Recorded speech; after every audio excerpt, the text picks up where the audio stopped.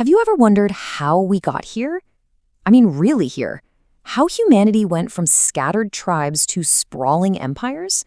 Well, today we're going to crack open the history books and figure out the step-by-step recipe that built the very first great civilizations. So, what are the key ingredients? So let's just ask the big question right up front. What does it actually take to build an empire from absolutely nothing? How do you go from being a small group of wandering hunters to a society with kings, armies, and giant monuments? It's a huge puzzle, right? And the answer, it turns out, starts with a single revolutionary idea that completely changed our planet, and us along with it. Okay, so before we start cooking, we need to know what the finished dish is supposed to look like. And historians pretty much agree that a true civilization has these 5 key things going on. This is our blueprint. You need large cities, obviously, but to run them, you need a centralized government. You need people doing all kinds of different jobs, not just finding food, that's specialized labor. To keep it all from falling apart, you've got to have a system of writing. And come on, you need some awesome monumental architecture to show everyone you've arrived. So keep this checklist in your head as we go. So where do we even begin with our recipe? What was that one ingredient that kicked this whole thing off? Well, it all comes down to one thing: farming. This was the absolute game changer, period. Now look at this timeline, because this is what really blows my mind. The first farms pop up around 10,000 BCE. But the first real civilizations, they don't appear until 3500 BCE. That is a 6,500-year gap. This was not an overnight thing. It was a slow, difficult process of trial and error that took thousands of years.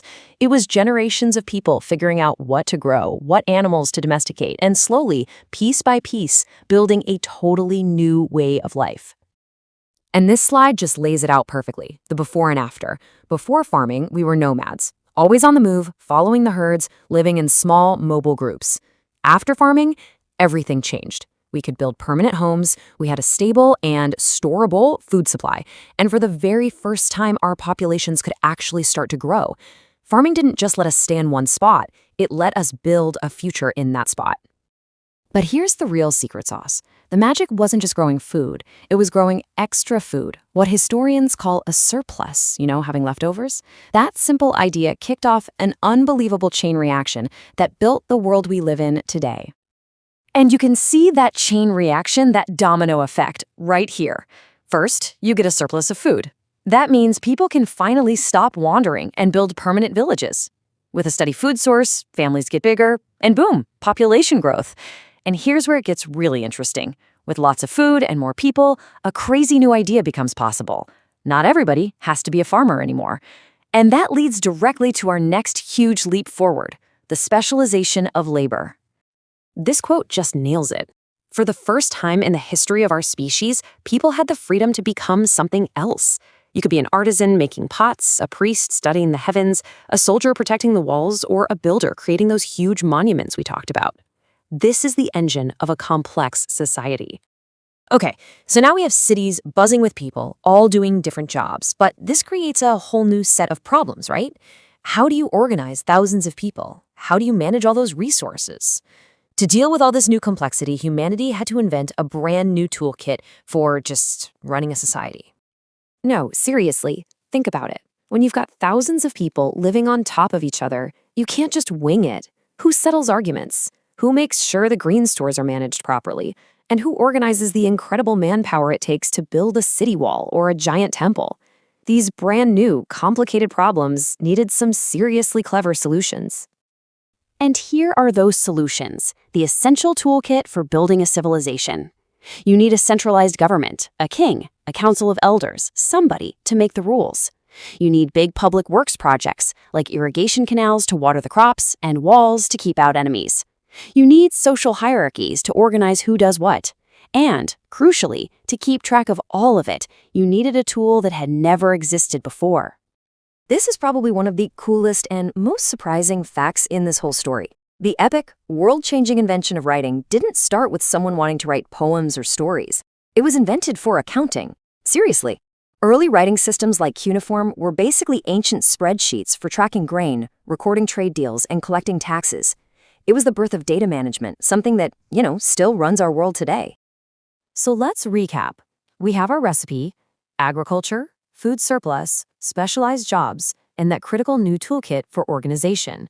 So where on earth did all these ingredients first come together to cook up something the world had never, ever seen before? Well, it turns out geography played a huge part. This didn't happen randomly. The first experiments in civilization took off in a place we now call the Fertile Crescent. And why there? Because it was like the perfect kitchen. It came pre-stocked with all the right ingredients. You had amazing rivers like the Tigris and Euphrates for water and rich soil. And it just so happened to be the native home of easy-to-grow crops like wheat and barley, the literal building blocks of agriculture. And here is the incredible result of putting that recipe to the test. This table shows the 4 big cradle civilizations that sprang up in different river valleys across the globe. You've got Mesopotamia, which gave us the first writing and the wheel. You've got ancient Egypt on the Nile, building the pyramids. The Indus Valley civilization had these amazing planned cities with plumbing. And in ancient China, along the Yellow River, we see the rise of dynasties and their own unique script. These were the world's first successful prototypes of civilization. So, why does all this ancient history matter to us? Because the DNA of our modern world was written right here. The idea of laws and government, our drive for new technology, the simple fact that we live together in cities of millions, it all started with them. They didn't just build stone monuments, they built the foundation of our entire world. And that kind of brings us full circle, doesn't it? The basic tools they came up with, government, using data, building infrastructure, are the exact same tools we still use to run our own complex world. It just makes you wonder, right? What's going to be our version of the agricultural revolution? What's the next key ingredient that's going to come along and change absolutely everything all over again? What do you think?